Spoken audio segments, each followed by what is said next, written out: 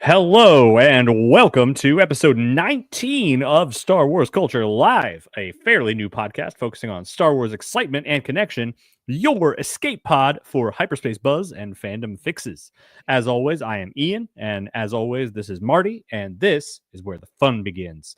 Instead of the negativity you often find on the Star Wars side of the internet, we like to talk about the things we love about Star Wars, how it enriches our lives, the community, the culture, the fans, the media, anything at all. And so, as always, throughout this show or afterward, if you're watching or listening to us later, if you have anything at all for us, reactions, questions, requests, suggestions for future segments, anything at all, throw them in the comments and we'll see what we can do. And don't forget to check us out on all the socials. We are at SW Culture Live everywhere except Facebook. Facebook's definitely being weird lately. So, we're just streaming to Culture Slate page right now. And but we're also on Apple Podcasts and Spotify for audio podcasts only. So check us out there. Special announcement. This weekend, I, Nerdiest Stepdad, am hosting a Sabacc tournament online. There are still like 10 spots left, I believe.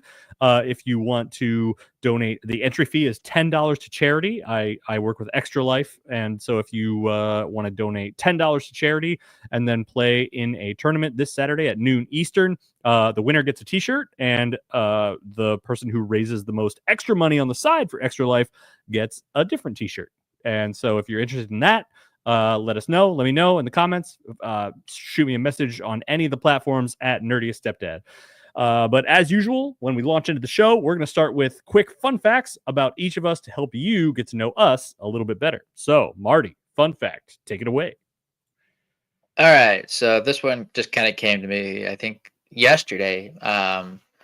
Like, I haven't talked about this. I said a lot about other fandoms that I've been excited about and interested in besides Star Wars, but I got to bring up one last one, and that is Superman. And yeah, this is the Man of Steel Superman that Henry Cavill wore. Kind of one of my favorites. Really, I enjoyed the Zack Snyder's whole take on Superman, the Justice League in general. If you watch Zack Snyder's versions, director's cuts, and all that, but overall, Superman is my favorite superhero character of all time. So, wow, nice. Would this be a good time to let you know that I work with Philip Kennedy Johnson personally? Like, I know him. I could text him right now. He's the really? writer. Yeah, he's the writer, one of the writers for one of the most recent runs of Superman. Like, wrote entire books about the character. Like the Marvel comic series, like one of the main writers, Philip Kennedy Johnson. I know that guy. I work with that guy. Nice. I gotta. That's really cool. That's. I gotta get you guys. I gotta get you guys talking. Gotta get you an autograph or something. Yeah, he gifted us the first time we went to Comic-Con with the kiddos. He signed a bunch of stuff and just gifted it to us. And I unfortunately have not read nearly enough of it yet so far. So that's gonna be one of my projects soon. Maybe like on the bus or something. Yeah, that's awesome. I am interested in the movie coming out. It looks different. I don't know. What do you think? I mean, I'm a little hesitant just because I might be a little biased of having Henry Cavill as Superman for quite a while. Yeah. But I am kind of, it's kind of warming up on me a little bit just because it's supposed to feel comic booky. Just, Yeah, what it's supposed to feel. I'm interested because like in the, I don't know, 2000s, 2010s, they did this whole thing where they went ultra realist with it, like with the Avengers, with DC. Also, like they convinced me that's what Superman would be like in this real world, in this time. And when I'm looking at this new guy with like the tidy underwear on, I'm like, how are you gonna sell that to me at this time in this day and age? I'm interested. I'm curious. I'll try it. Like what David Cornsweet said was the fact that the reason he kind of pushed James Gunn to have Superman wear the underwear is because he doesn't want kids to be afraid of him. He's an alien, so he kind of wants the kids to not be afraid of him. Therefore, he dresses like a pro wrestler. Okay. All right. I mean, yeah. All right. That makes sense.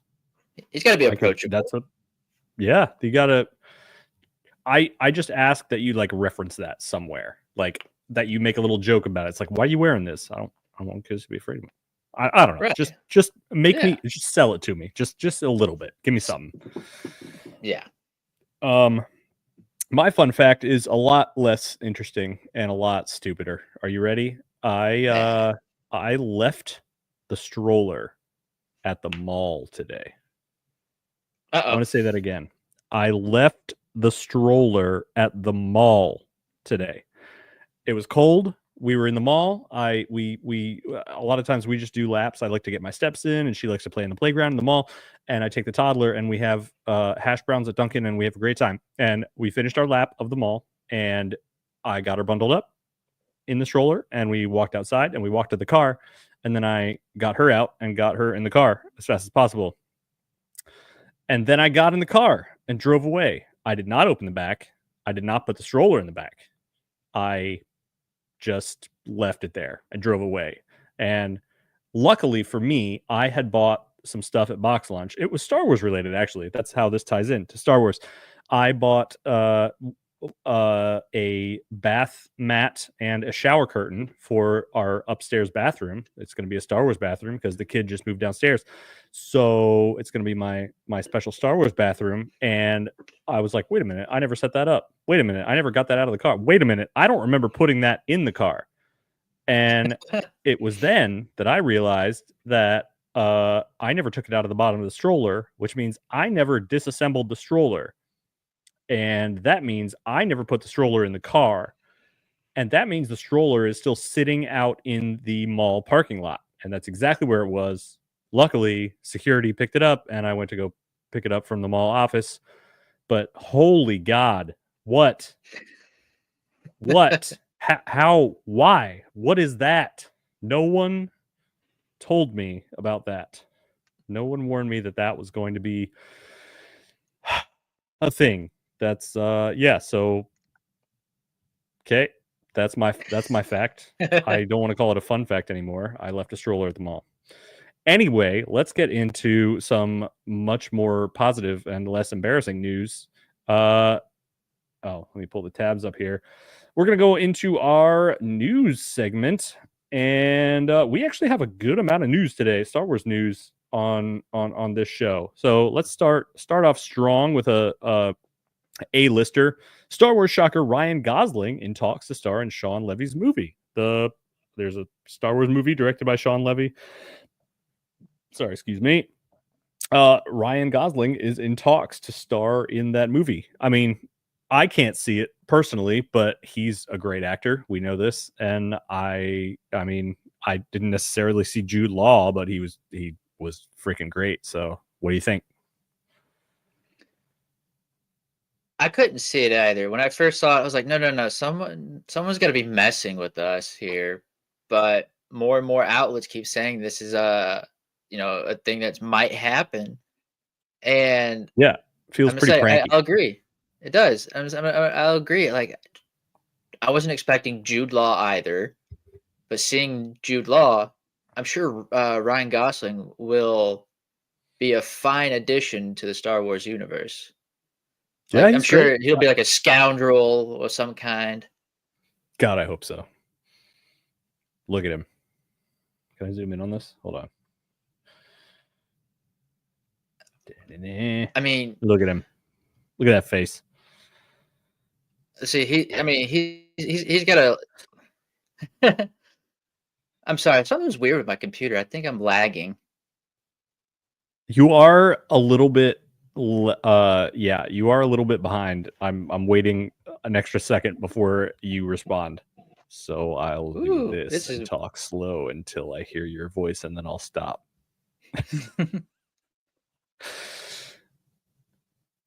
Oh God, is it that bad? Yeah, I was just thinking that. Hello?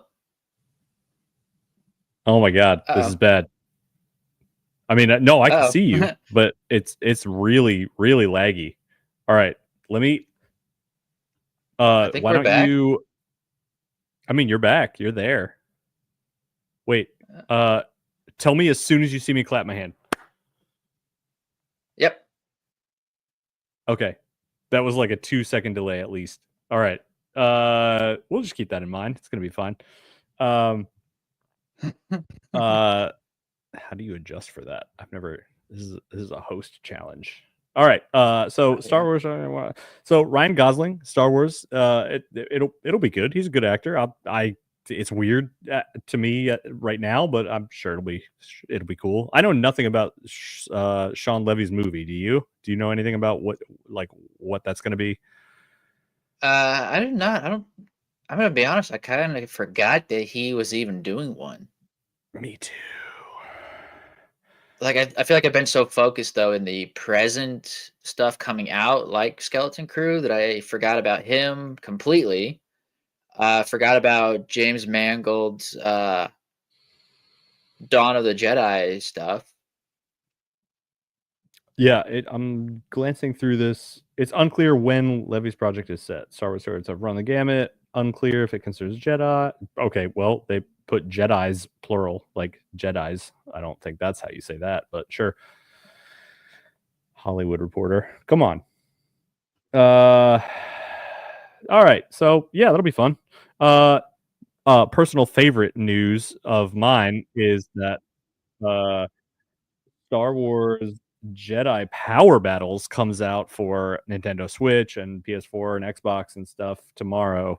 I am so excited to download this and play this. I forgot that it's going to be like co-op, like arcade co-op. So like we can play, like me and a kid or me and my wife can play on the Switch. She will totally play this. She won't play those first person shooters, but she and I used to play like the Lego games, like the Lego Star Wars or Lego Harry Potter or Lego Marvel. So this is the side screen thing where you just move and you can see where you're moving.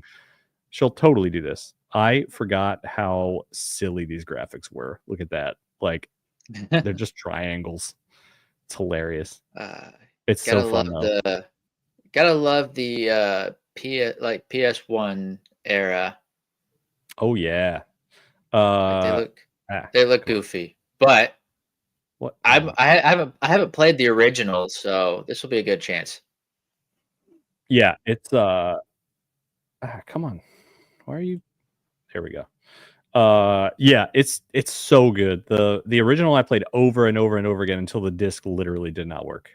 There's just 10 levels. Go to the title screen. There's just 10 levels. There's a couple special levels, like level 2, you're just like, or maybe level 3. One of the levels you're just like running through the forest on Naboo, and you just have to like run away from the battle droid, like like the tank, the what's it called, the crew carrier, like the one that carries all those battle droids. You just have to run from that in the forest, and you have to avoid like all these animals, and you just have to stay ahead of it. And then there's one like level 8. I know you're on those stap things, and you have to like weave through the city and shoot stuff. And then level 10, you're basically mostly fighting Darth Maul. But you stop by Tatooine and Coruscant, and there's all kinds of weird enemies, and it's fun. But it was one of the first games, I think, to put the lightsaber stuff in there where you can like deflect laser bolts, blaster bolts and stuff. Yeah, it came out around the same time as the movie game, and I think they both at the same time had that ability to be the first to deflect the blades. Because I remember doing that in the Phantom Menace game, where it was just deflect, deflect, and then 1, 2, done. I was like, huh. You have to like time it right. Yeah. Yeah. It's super fun. So I will definitely be downloading that and playing that with my wife and or kids on the Switch tomorrow. That'll be great. Also, I bet I could play that on the bus when I go on tour. So, because you will not need internet for that. It's 10 levels. I'm sure the data is like negligible. Yeah. Yeah, Jedi Power Battles. Next piece of news, nothing crazy. It's just somebody asked the co-creator John Watts about a potential season 2 of Skeleton Crew. And here's what he said. We have ideas in our heads for sure. We're waiting to find out what everyone else thinks. We've always had an idea of where this could go even before we made the first season. So there's lots of potential out there, and we hope everyone sees that. We wouldn't pretend like the kids are only 6 months older if we made more. It's fun to think of them growing up and where they would fit into the galaxy and how their world would be changed by the events of what happened in the first season. So this would be like probably I'm envisioning something even more spread out than Stranger Things, where they would be older, like I would think at least a few years, where Ad-Atten is now fully like colonized into the New Republic. And they, whatever their like whim might be some kind of adventurer and I don't know. I'm sure Neil is studying diplomacy or something. I don't know. But it seemed pretty popular, but I heard the viewership was actually less than The Acolyte, which is funny for a lot of reasons. Oh yeah. I would say if they did get a season 2 and they mentioned that time jump, I'm imagining them. It's like they're getting back for like a high school graduation and be like, "Hey, so what have you been up to?" So a complete recast of characters. I hope they wouldn't recast. I hope they would just film it like a few years later and the kids are just a little bit older, like they did with Stranger Things. Yeah. I mean, there's a good gap. They could do that, definitely. Yeah, I guess. I mean, you'd have to wait a few years to film, but I don't know. At that age, like teenagers grow extremely rapidly. Like they would look entirely different even after just like 2 years. So all right, yeah, so that's Skeleton Crew. Last piece of news here, I think. Yep, last piece of news here. Star Wars Celebration news. Ahmed Best and John Knoll joined the guest list. Ahmed Best, obviously, the actor who played Jar Jar Binks and Bok Kelleran in what was that, Mandalorian? Book of Boba Fett. And then John Knoll was a visual effects expert. Apparently, it describes him as the guy who came up with the idea for Rogue One. So that is not a small thing right there. And of course, Rogue One spawned into Andor, which I'm going through season 1 again right now. Just so good, so freaking good. But they will be at Star Wars Celebration in April, all 3 days for autographs, photo shoots, and possibly some panels. So that's awesome. Yeah, I agree. To be honest, I feel like Ahmed Best should have been announced maybe a little bit sooner. But then again, we have 3 more months. I'm sure the lineup will get bigger and bigger, probably with more people. It would be really neat, considering last week we talked about Jake Lloyd, if he was actually going to be a guest. Oh my god, that would be so cool. That'd be sweet. Like I'm picturing him getting some sort of ovation, just like Hayden did when they were like, "We love you, Hayden." His line would be out the wazoo just to get an autograph. Oh yeah, for sure. Yeah, I don't know how that would work with all the stuff he's got going on. I know he's he's got like some treatment for stuff, and I don't. Obviously, that will be awesome, but we don't want him there if it's going to cause problems. Oh yeah, definitely. But yeah, I really want to go to a Star Wars celebration. I didn't even know they were a thing until a few years ago, and I hope. Do they ever come to America, or are they usually in Europe or Asia? No, they mostly do America. They've done a few overseas. Oh, interesting. Last year's was in California, I think. Oh, well, I feel foolish. I'm also probably not going to be able to fly to California, but that's awesome. They did have one a few years ago that was in Chicago. It's a little closer to where we both are, but that's not bad.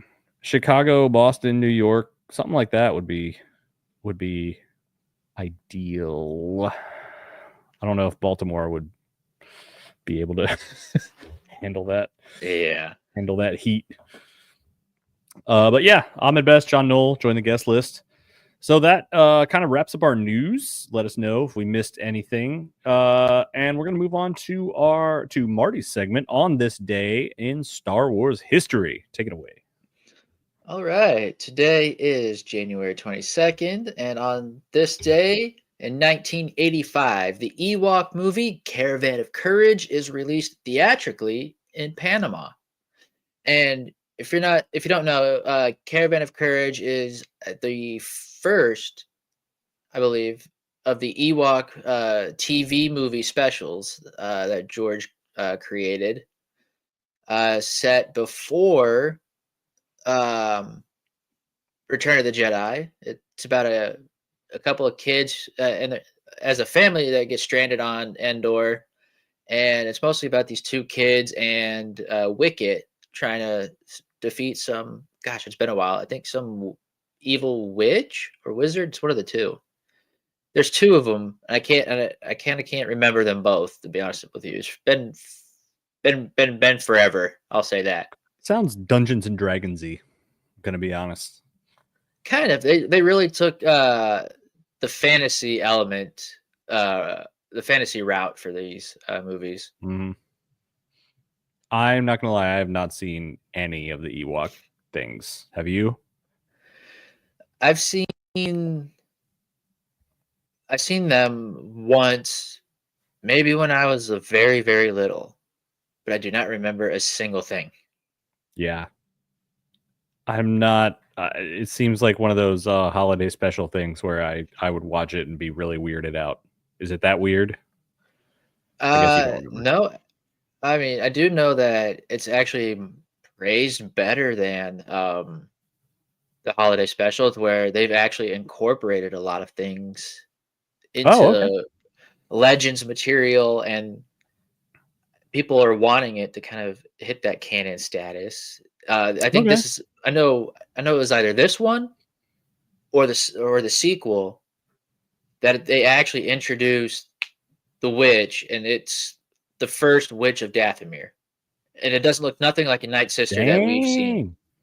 It just looks like some woman in black outfit and long black hair, and she's just called a witch.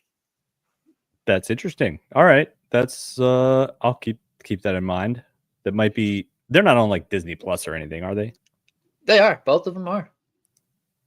All right, maybe that's something. Maybe I can get the kids to watch some Ewok movies with me. I'll see. That's how George actually liked these. So of course they are added to Disney Plus. Okay. All right. So he approved. All right. Cool. Cool. So this released theatrically in Panama on January 22nd. January 22nd. I did not even realize it was that late in the new year already. My God. All right.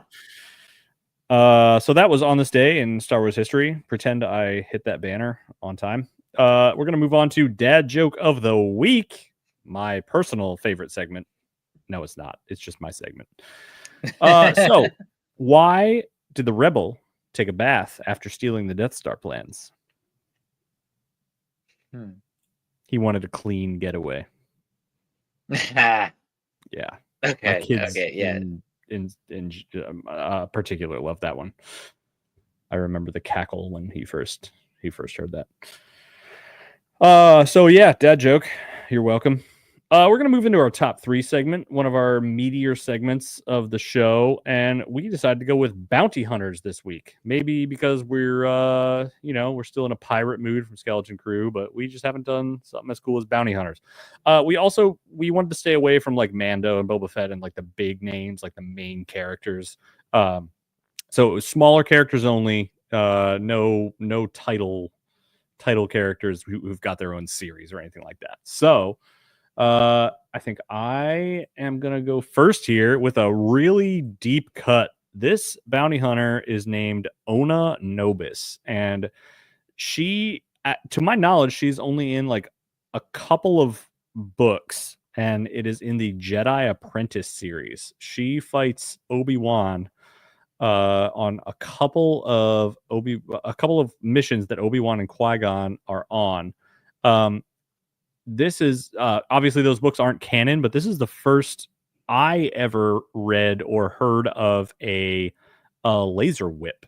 So this was that was her weapon. She was, the way that Obi-Wan described her, she was impossibly fast. Like she beat him in their first encounter. Like whatever, she didn't like kill him obviously, but like whatever he was trying to stop her do, he was unable to stop her.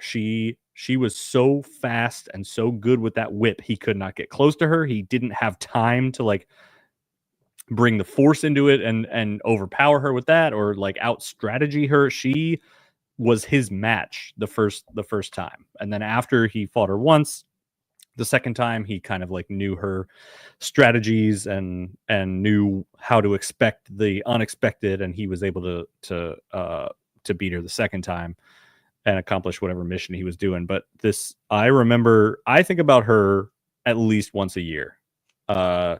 She's bald, she's tall, she has a laser whip, she is formidable, dangerous. Like you don't want her coming up on you. Like especially you don't want to be on the opposite side of her on whatever mission you're doing. And this was the best photo, the biggest photo I could find of her. She's not huge in the lore. As far as I know, she's only in that series of books, and she happened to be on the cover of one of them. You can see her speeding away from Obi-Wan down here. This is Obi-Wan watching her speed away after he did not defeat her. So yeah, Ona Nobis, very fast, very dangerous with that light whip. So that was my number 3. Let's go to Marty's number 3. I don't know. Have you ever heard of Ona Nobis? Have you read those books? I've read like the first 2, I believe, of those books when I was young. I don't think I've got to see her in anything. But to me, right here, this picture, she kind of looks like a predecessor to what Asajj Ventress could look like. Oh yeah. She's definitely not considered force sensitive. That never comes up at all. She's just crazy good. Right. Okay. So yeah, it's Ona Nobis. Let's go to your number 3, the well-known Black Chrysanthemum. Yeah, so Black Chrysanthemum, he first appeared in the 2015 Star Wars mainline run. I feel like 2015 was just kind of like, let's just throw everything out there. Let's do something different.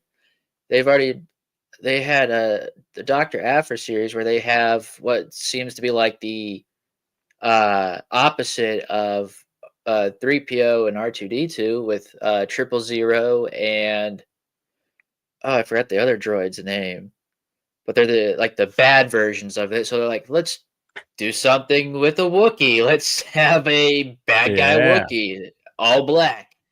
Chrysanthemum, he is a bounty hunter. He kind of worked with Boba Fett for a while before going solo. He's a gladiator, basically. He fights whenever he gets it. Gosh, cannot speak today. I'm so sorry.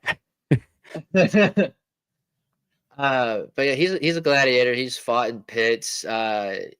And you see him right here. This is a live action in the Book of Boba Fett series, which takes place years and years later.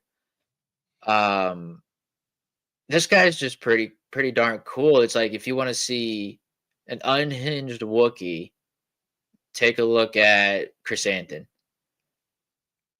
He I just just looks like like a gladiator. I mean, look at he's got the spiky shoulder things. He's got like the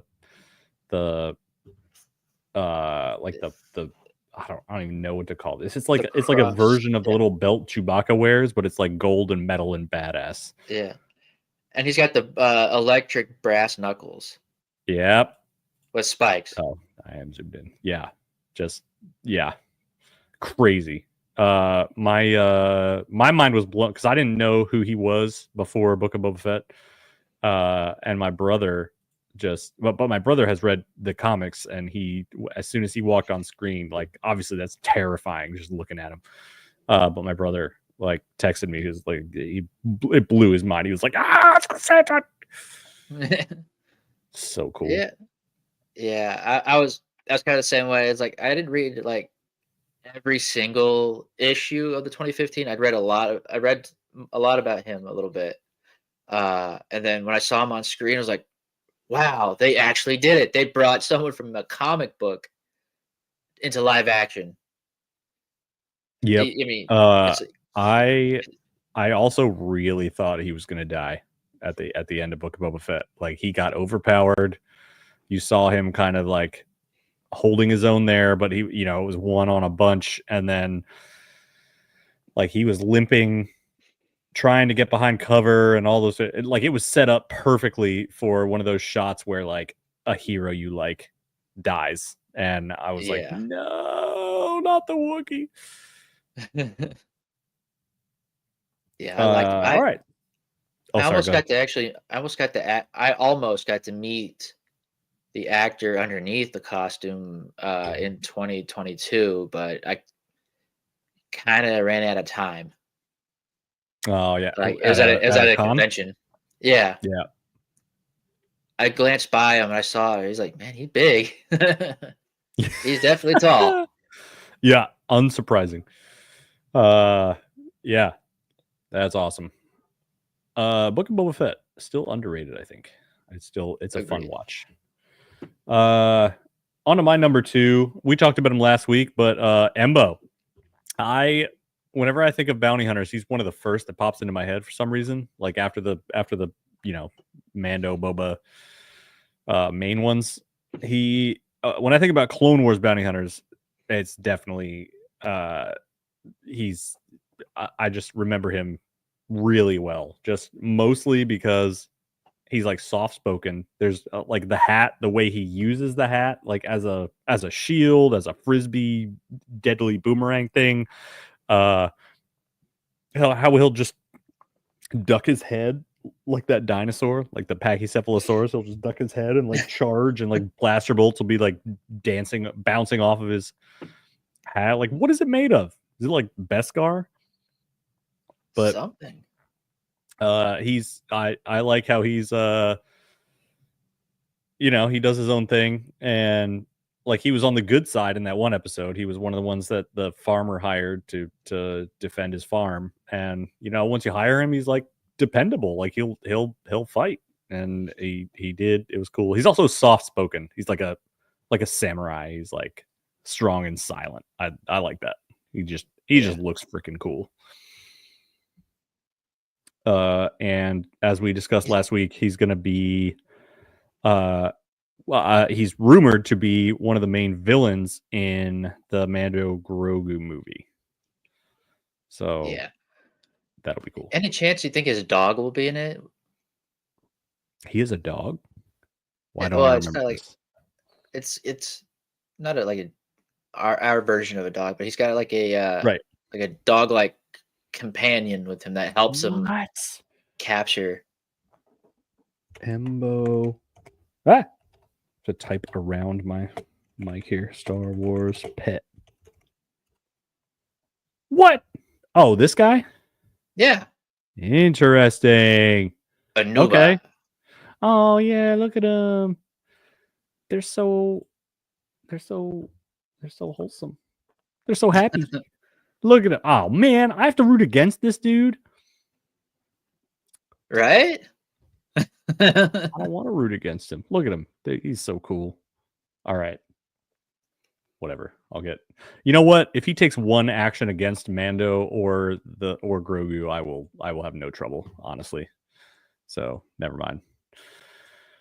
It'll be fine.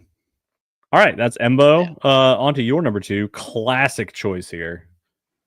Yeah, I be honest, it wasn't because of The Empire Strikes Back. I mean, that's where we all first saw him. But it really came down to his little on-screen time in the Clone Wars. Mm-hmm. I don't know, just his presence and him being one of the mentors to Boba Fett just kind of meant something to me a little bit. Because then you get to go back and watch Empire Strikes Back. It's him and Boba in the same place years later on a Star Destroyer to go hunt for Han Solo. But I don't know, just thinking about how his species are like known hunters themselves. So if he's a bounty hunter, that probably makes him the best hunter of his species, in my opinion. Yep. And I like the fact that they used a classic outfit that was used in an old classic Doctor Who episode just for the suit for him to wear. Really? Yeah, it's a the whole suit is a reused prop from Doctor Who. That's amazing. But it's very Star Warsy. It's very piloty. Like he's got the flak vest and stuff. I can't remember like the episode name of Doctor Who, but it's a borrowed prop because they shoot in London, in England, in Pinewood, or whatever the studio was back then. So it was kind of close by to wherever they needed it, stuff to pick up. So they had that prop there to use. But interesting. Another thing I like about Bossk is just he's played by D. Bradley Baker in the Clone Wars. The voice of all the clones. Oh, he is? God, yep. This is one of his voices. And I just like the way he gives Bossk a little bit more personality, and just like all Trandoshans, he always adds the and when he tacks on the S's, anything just like the little like lizard slithery vibe. Yeah, I just thought that was pretty neat. But yeah, he's awesome. I like Bossk. I need more Bossk in my life. I also want to say he is annoying as hell in Battlefront 2. Like if he's on the other side, he is so hard to kill. He will fill the entire room with his like poison smoke grenades. And if you're just a normal trooper, you don't have a chance. Like a Jedi, yeah, you can like dash out of there. But like a normal trooper, it'll kill you so fast. And like you're not gonna like unless you've got a lightsaber or some like a crazy amount of health, you're not gonna just kill him. Like you can't take him down with just like the normal. It has to be a group of you. Like, and as soon as he gets like below half health, he's like doing his dodge rolls and dancing out of there, and you're like leaving you with some stink grenades, and you're like, come on. So obnoxious. The one downside to him for me is that he's only got one outfit. Like he doesn't change his clothes or anything. It's the same thing in Clone Wars, same thing here, same thing everywhere else. Like, hey, I cannot imagine just hanging out in a ship with him. Yeah, if it's not broke, I guess don't fix it. I wonder if they like. I don't know. They seem very like reptilian and animal. Like if they're like cold blooded or something. Like I wonder if they hang out like without clothes, or if they have to like have special heating clothes or special lamps in their rooms. I don't know. That's a good question. Anyway, that's number. Yeah, that was number 2 for you. On to my number 1. This absolute unit, Cad Bane. Throughout the Clone Wars, he is probably the most dangerous bounty hunter. Like he can take on Jedi. He can. He'll just plant. He has like rocket boots, so he can fly just like his little droid there. he will just leave detonators behind you. You don't even like know, and that just as a distraction. He has those pistols, and he can just like he's a match for anyone combat wise. And like if it's his plan, like he just went in and took senators hostage in the Senate building and got out of there alive. Like he's the guy. Also, he has a badass hat. Maybe it's just me and hats. He and Embo both have pretty cool hats. His doesn't deflect bullets, but like it's obviously important to him. He made some funny comments about the hat. Yeah, he's able to take on Jedi. I mean, he fought Obi-Wan numerous times. He fought him and Quinlan Voss using a lightsaber. So oh yeah, I forgot about that. He did. Like he's fast, he's got the reflexes, he has the instincts of like he knows how to fight Force users. He knows how to get around the fact that they can do those special combat things with the Force, and he knows how to circumvent that and still like maintain either even footing or even the upper hand. And that's just crazy. Yeah. Also, he's just look at like his cape like splits in the back, like he's just a freaking cowboy. Look at him. Yeah, I like Toto. I like him too. He's cool. He's so whiny. It adds like a comic relief to the badassery of Cad Bane. It does. It just makes me wonder why he, out of all the droids, he goes for the whiniest one.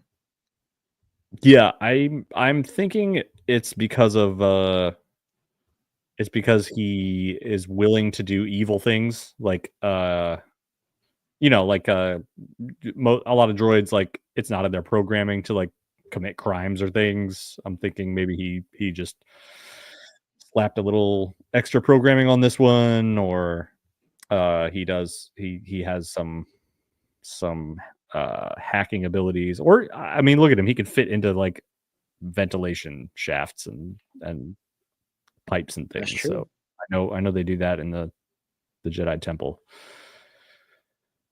So that's my number one top bounty hunter here. Boom, Cad Bane. And then for your number one, Asajj Ventress.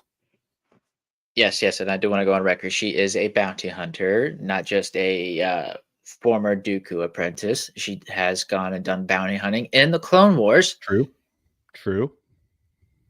And I like that episode a lot, actually. I do too. I like the Ventress episodes more. More times I watch them, the Clone Wars, just because she's got such a unique story to tell. Especially her later years after being dumped by Dooku and then taking on the life of a bounty hunter. She's got this cool wicked helmet. Her lightsabers later on are actually yellow, to which you'll see the end of Bad read Batch. about. Yeah, you see in the Bad Batch. You read about in Dark Disciple. I mean. And she's got Force power, so I'd feel like if you wanted to hire somebody as a bounty hunter, pick her. She'll get the job done one way or the other, and she's got the advantage of literally pulling her people to capture them just by using the Force to stop people with the Force. And anyway, she's got a big advantage. I like her. Yeah, she does have a kind of a moral code, though, especially like, I mean, she ruined that job. Like, so you better, if you're going to hire her for something, you better make sure that it's above board in her eyes. Like if you're going to hire her for something, make sure it's like against somebody, first of all, definitely not like human trafficking or, you know, space creature trafficking. Because obviously she does not like that. But also, like, I don't know if it's just stealing stuff. Is she okay with that? Like, yeah, you need to get a glimpse on her because after the Dooku era, she's in a different era, and she has some type of, especially like in Bad Batch, like she's almost like just a straight good guy. So like, oh, I guess I should do one of these here. You know, in case you haven't seen the last season of Bad Batch yet, but you can. She's like almost a good guy, so like you have to make sure that whatever you're hiring her for, she's not going to just torpedo just because she feels like it. Yeah, definitely. But yeah, I mean, I couldn't really think of anybody else but her to be my number one in so many ways. So that's why she is my number one. Yeah, good choice. I don't know what exactly this photo is from either, but like, what is she wearing right now? That's her season 5 outfit. Oh, really? Yeah, After so like if Dooku? you, yeah, it's after Dooku. I think even after the Sisterhood. Oh, wow. R.I.P. All right, so that's our top 3 bounty hunters. Let us know in the comments if you have any other favorites. I know we barely scratched the surface of all the bounty hunters in Star Wars, so I'm sure there's tons of different favorites. Even in that one episode arc where Obi-Wan goes undercover, there's like 12, even maybe more, that are kind of fun to watch. So yeah, let us know. And then we are going to move on to our main discussion segment, talking about Jod and his Jedi experience. Like, so this is kind of a post Skeleton Crew analysis here. So Jod Nawood, obviously he described a scene where he was a Jedi started to train him and started to teach him about the Force, and then they hunted her. They hunted her down and came for her. And there's a bit of a news segment that kind of goes along with this. Yasmin Al-Masri played Jod's Jedi Master in a scene that did not make it into the final cut of Skeleton Crew. But she would have been, or I guess she was, the first. Where did she say it?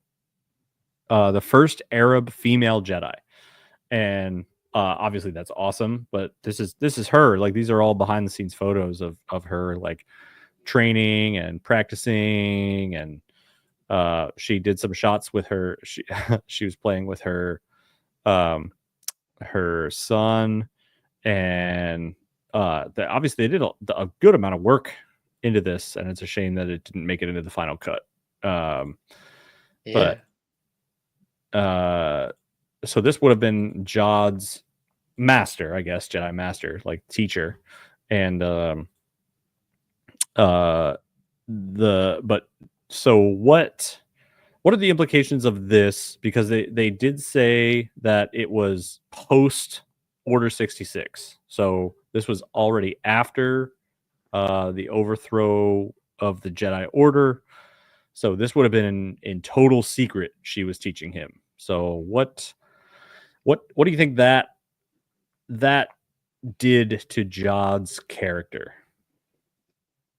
Well, it kind of, as she said, it's like it kind of taught him like life really isn't fair, because he thought he was going to have something special with his master, uh, but the Inquisitors came and just, you know, killed her right there in front of him, basically.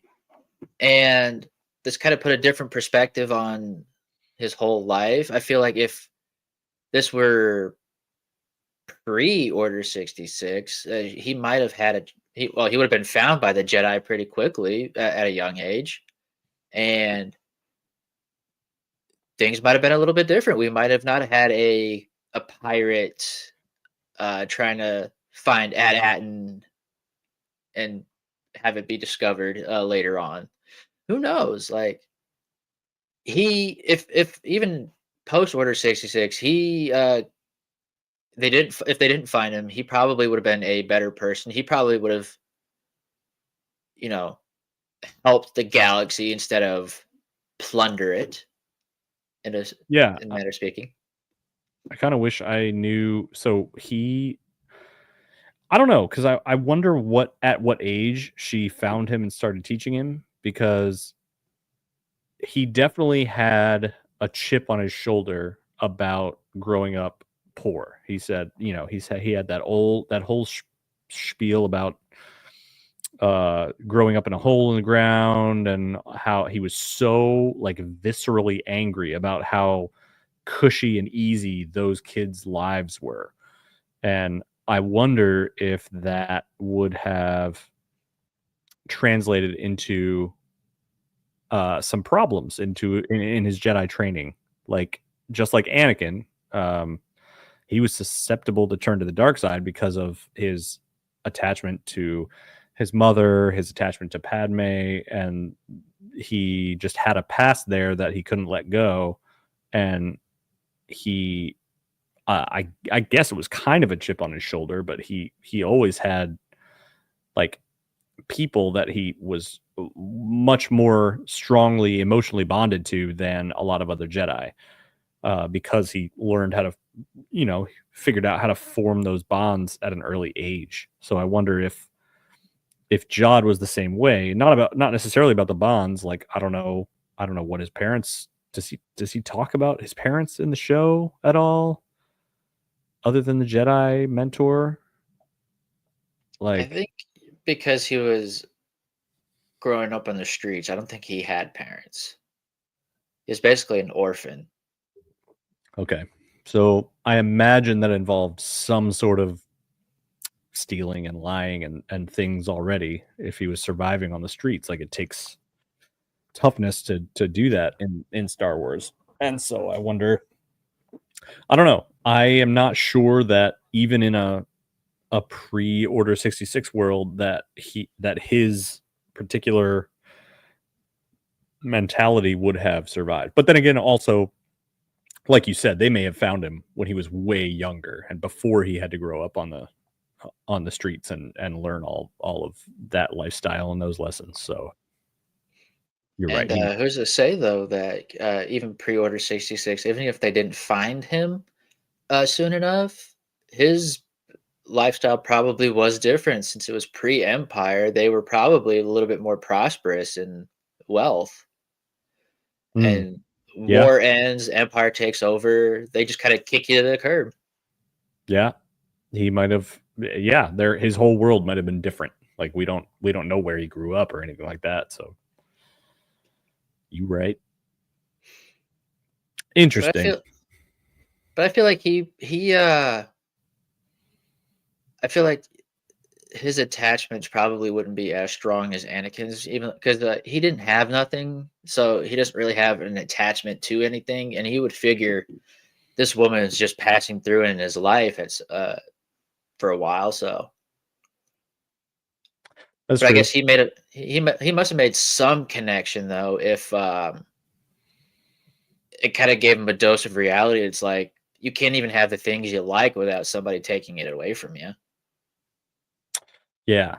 And I guess it is like his evil is not like dark side of the force evil at all. It's just greed. And like like you brought up last week, he has tons of opportunities to kill the kids and he doesn't. Like, even when it would tactically make sense to eliminate witnesses or whatever he's doing, uh like for an evil person to do that.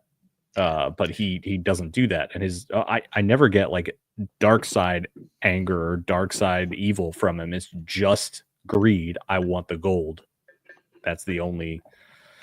So yeah, it might not be he might not be as much of a risk, other than the freaking vigilante, not Yeah, vigilante, I but do. pirate Jedi.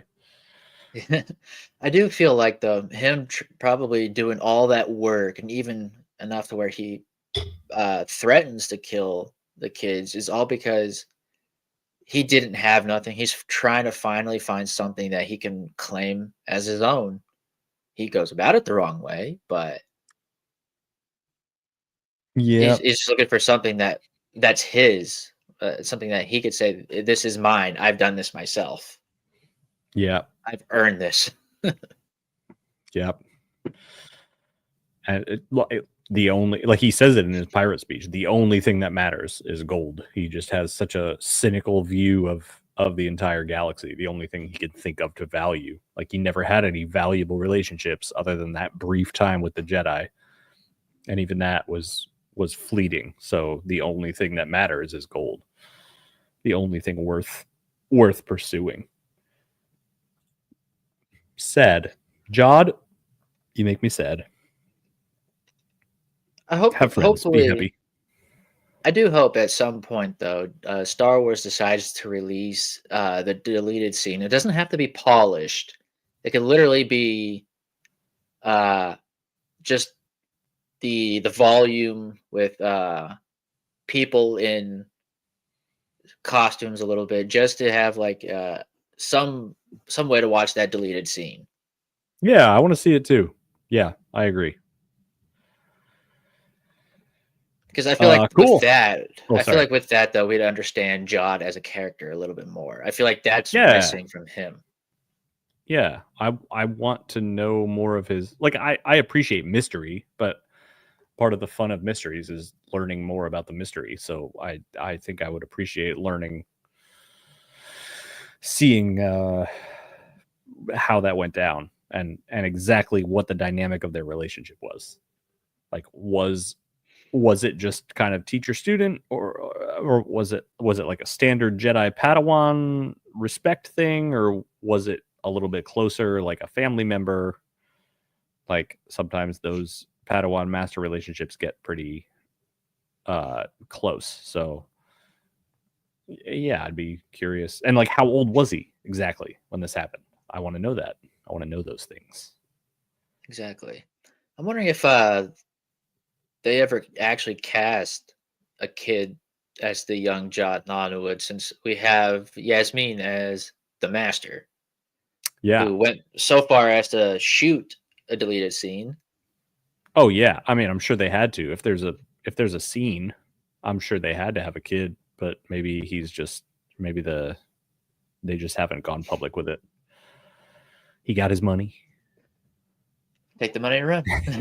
Yeah. So yeah, Jod and the Jedi, interesting stuff to think about. Hope we get a deleted scene some point. But for now, we are almost at our hour, so we are going to. I'm sure my lightsabers have like 5 more minutes on their battery, so we're gonna move on to our final segment, Star Wars trivia. We're gonna go one question. I believe usually somewhat related to what we talked about this episode. So Marty, take it away as soon as All this loads. right. Which there it goes. Yeah, right. It's a little slow. I don't know what's going on here, but yeah,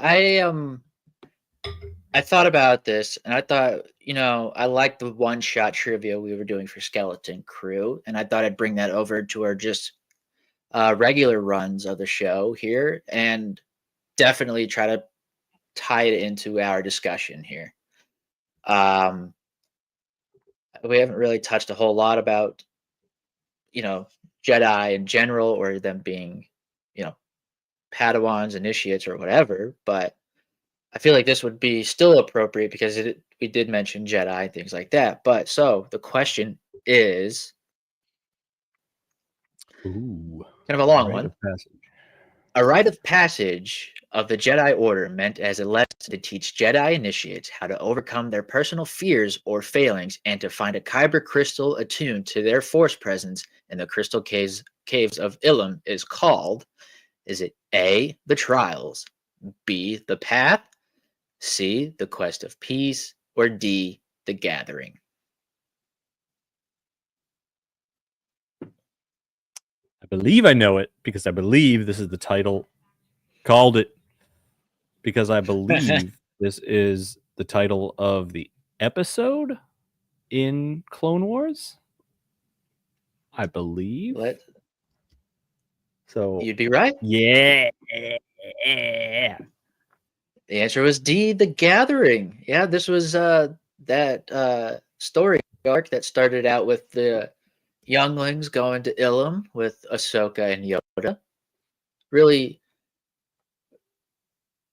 the first time I watched that episode, I wasn't too thrilled. Really, that whole story arc, but now I enjoy getting to that episode on my run-throughs. I am not gonna lie, the story arc is cool. I like the story arc. That episode, I like Hu Yang, the droid, the Jedi archive droid, lightsaber archive droid. That episode stresses me out still because the door is closing and like they're gonna be frozen in there, as far as they know, and as far as we the viewer know. And so I see it getting closer and closer and closer, and I'm like, yo, they're just kids. You gotta help them out. You gotta don't let them be trapped in there. Like, come on. So it's still like just that. It stressed me out. Yeah, I do like that part though, where I forgot all their names, but the arrogant one, he comes running out as fast as he can. He's like, "Look, I got my crystal." He's like, and it melts in his hand, and I was like, "A crystal you found?" Yeah. It's an ice shard. Yeah. Yeah, that's like, oh man. Kids. Wonder if his dad ever left a stroller at the space mall. Whatever. Anyway, that's our show. We hope you enjoy what we are doing here. We know Star Wars fandom and comment sections can sometimes get dark and toxic, but it doesn't have to be that way. We're trying to bring fun and positivity to the Star Wars side of the internet. We like talking about our favorite things, our top 3 things, like things we're thinking about, just things that make the episodes like make us think about. Like the last thing is Skeleton Crew. We were both thinking about like what Jod's going through, like what it makes your brain do, what it makes your heart do. So always remember there are more of us. Again, if you have anything at all for us, questions, requests, suggestions for segments, anything at all, throw them in the comments and we will see what we can do. Don't forget to follow us at SW Culture Live everywhere except Facebook, at Marty21794. Hey, TikTok was saved, so we're still there. I mean, it's kind of the same, but not. It's weird. And I am at Nerdiest Stepdad at almost every platform imaginable. Still haven't tried. Oh man, what's that weird one? I did Lemonade. I didn't do Red Note. I never got on. I'm on Blue Sky now. I put like 3 posts on Blue Sky. I never tried Red Note. I don't speak Chinese, so that's a little scary. But yeah, follow us, and we will see you next week. Oh, wait. Next week, this is an announcement, right? You won't be here next week? Yep, I won't be here next week. It's a little celebration for a certain someone in my life. Yeah, congratulations. So I think what we're gonna do is try a shorter little solo show. I'll just go. I'll go live. I'll go through some news. I'll just go through some news. I will maybe show you. I don't know. I'll pick a top 3 something of things that I like. I don't know. If you have any ideas that you want just Ian to talk about next week, it'll obviously be a much shorter show. But we'll just talk through some news and do a little solo cast. I might give you a trivia question for next week, maybe. Oh yeah, do that. Oh, you know what I also might do? I have there are 2 kids in this house that are nerdy about various things, and one of them is very much into Star Wars. Maybe I'll bring him on. Maybe I'll bring my stepson on as like a guest, and we'll talk about clone trooper tactics or something like that. I don't know. There you go. Hi, can I help you? We could talk about the new game.